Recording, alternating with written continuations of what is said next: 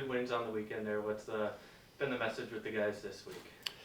Well, three out of our next five games is against Birmingham, so we're going to get to see them a lot, and then the other two are against Macon. So I think this weekend tells a big story about basically 10 points that are going to be on the line over the next five games against two opponents. So we better figure out how to not like these guys in a hurry and how to play against them. Playing against Birmingham last week gives us a little bit of a sense, more recent body of work, but I think you're going to have a couple new guys in the lineup and. I think they're going to be very disappointed about how they played against us last week when we went in there and won 4-0. I know how that goes. The coaches are good. They're going to have those boys ready to go for us come Friday. So, for us, it's just about staying humble, making sure we don't get too high and understand that, we're going to face a difficult opponent on the road and we got to be dialed in.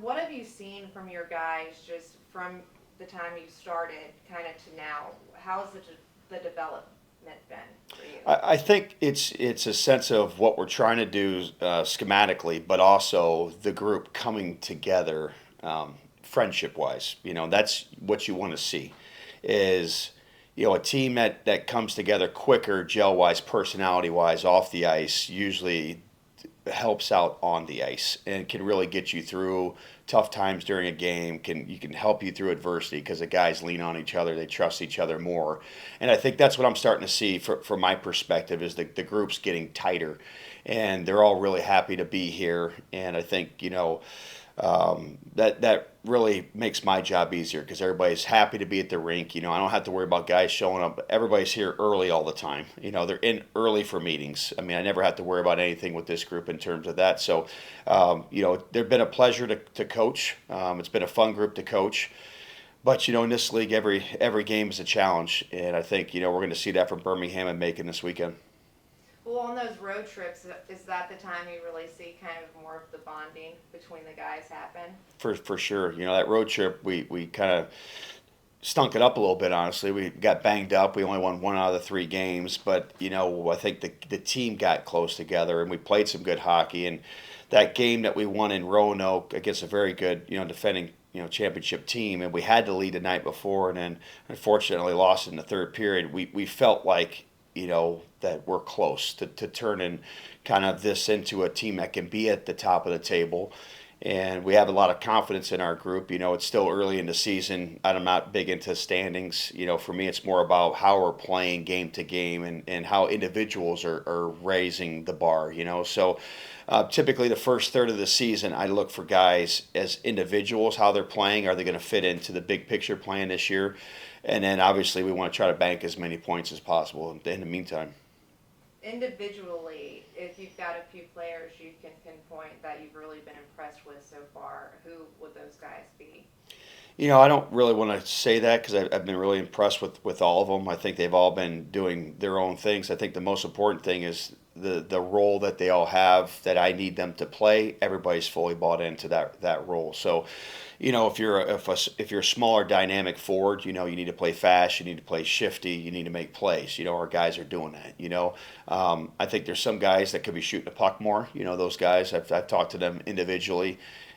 Team defense. More consistency as a team. We've had games where we've really excelled defensively, and then we've had some games where, we've looked like crap. So just getting that in our team identity, we want to be a possession team. We have a group that can play with the puck, but in order to play with the puck, you need to be good and structured defensively. So I think that's something that we continue to talk about, and of course, special teams plays a pivotal role every game. And getting our penalty kill and getting our power play to where we want it to be is still at the top of the agenda. When you get a loss, I know a lot of coaches have a 24-hour rule. You can be sad about it for 24 hours, or if you win, you can be happy for 24 hours. Do you do anything like that? I think, yeah. For me, I try to. One thing as a coach that I did a terrible job last year with my team was, after those tough games is almost being too hard, And I think you got to walk that line. I think that's the thing that we struggle with all as coaches. If you ask any coach that, is that, emotions run high after games, especially when you don't play well, and trying to find a way to deliver your message without going overboard when they're already down in the dumps and they already know kind of that they didn't perform well. Because most likely the next morning you're going to have to get after them too, because that's the video session, and that's going to be probably ugly if you didn't play well. So I think just trying to know your team and what they can respond to is always important.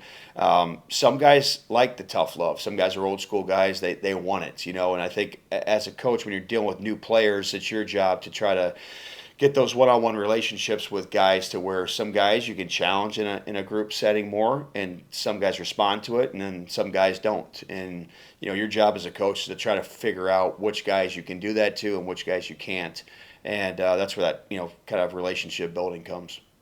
Overall, do you feel like the team is really bought into your coaching style and the schemes and different things that you're putting together? Yeah, I think each game they're getting it better. We've had a great week of practice. For me, the body of work you put in during the games is usually indicative of how you practice. And I think that the 1 week that we didn't practice well was the practice before we left on that long road trip in Roanoke. And historically, for me, teams that don't practice well usually don't play well, and we didn't play well that first game, and we had a long travel day too, which didn't help either. So, just keeping them humble and keeping them in the moment, making sure that guys don't start cutting corners. I think when you start winning games, it's very easy for guys to start cutting corners. They might have been in the gym every day after practice, and all of a sudden they have a couple good games, and it's like, maybe I don't have to do that today. It's sticking with what works. If it's not working for you individually, then do more, and try to way of keep kind of self-improvement is an everyday thing. Absolutely. You got to talk about your fan base, how incredible they've been so far. I think 11,000 fans the last time you had all the fans in the building. What does that mean to you as a coach, and then really to your team? Well, it's huge. We talked about this during the summer last year. Greg and the front office staff, they had a lot of cool promotional events last year. And, if you ask any coach, you need to win your home games. It's very important for the business side of things. That's what pays the bills. You have to understand it is a business, and you always want to perform in front of your fans.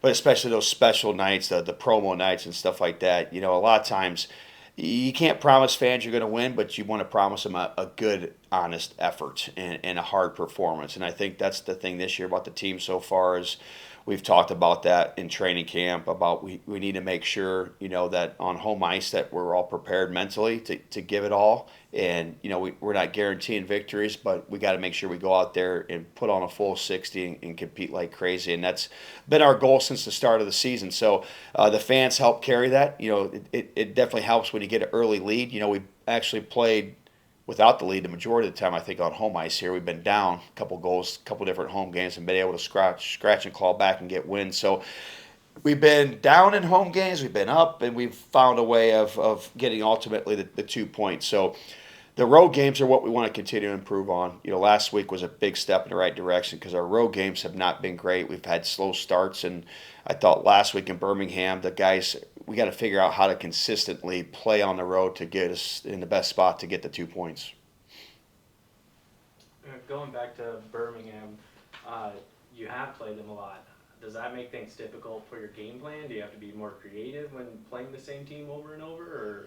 Yeah, I think when you look at the film, they made some adjustments from the first game, and we are just continuing. There's some certain things that I feel are kind of catalysts for their team, and I've expressed that to our guys, and those things we want to try to eliminate from their ability to do what they're trying to do, because there's a couple things they do very well when they're buzzing. And if you allow them to kind of get those things going, they're a different team. So, just an understanding of what really makes them go and trying to make sure that they can't get that part of their game going.